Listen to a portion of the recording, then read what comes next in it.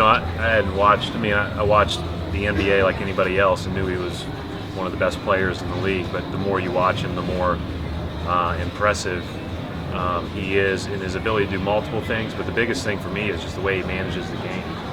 His late game management's ridiculous, and he makes the right decisions. He makes the right reads. His fourth quarter field goal volume goes up because he takes advantage of the way people are not helping as much off Redick, and people are more connected to the bigs, and just makes the right basketball play. You appreciate and respect that as a guy who likes the game. When you look at the guys that your guy Marcus Smart has faced this year, obviously he's one of the better ones. Do you use it as a teaching moment for him to just approach it as you want to obviously play well, but you can learn something from this guy as well?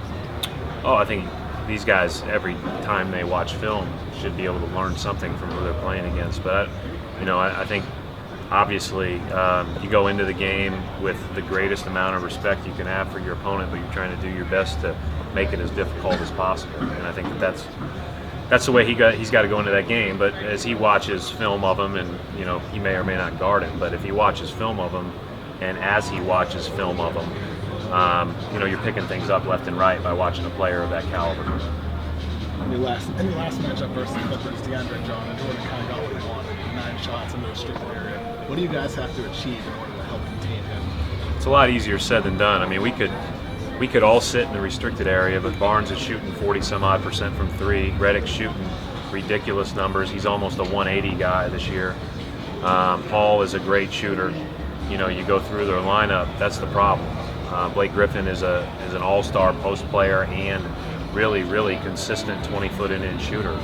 So, the problem is that you do leave DeAndre's body some to help with those other guys, and as a result, when he's free and they can find him, he's able to finish. You do your best you can to do both well, but you have to balance it.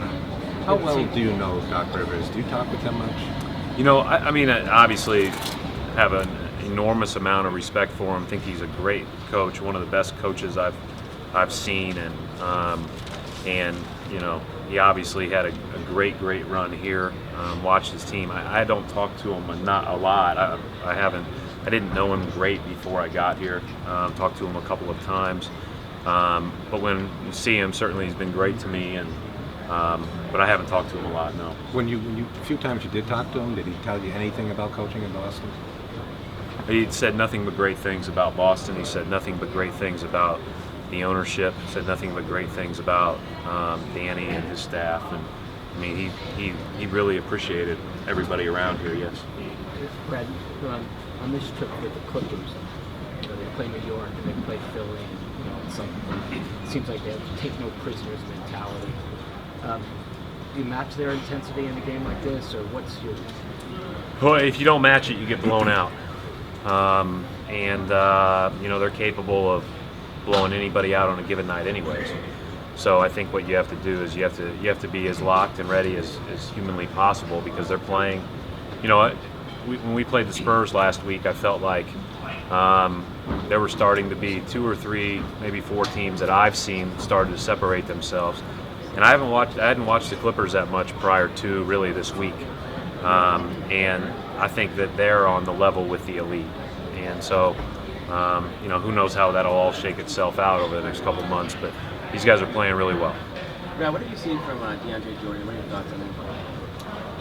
He's fantastic. He's a great rim protector. He's a great runner. He finishes off pick and rolls as well as anybody in the league. And he's a problem on the offensive glass if you don't get a body on him, for sure.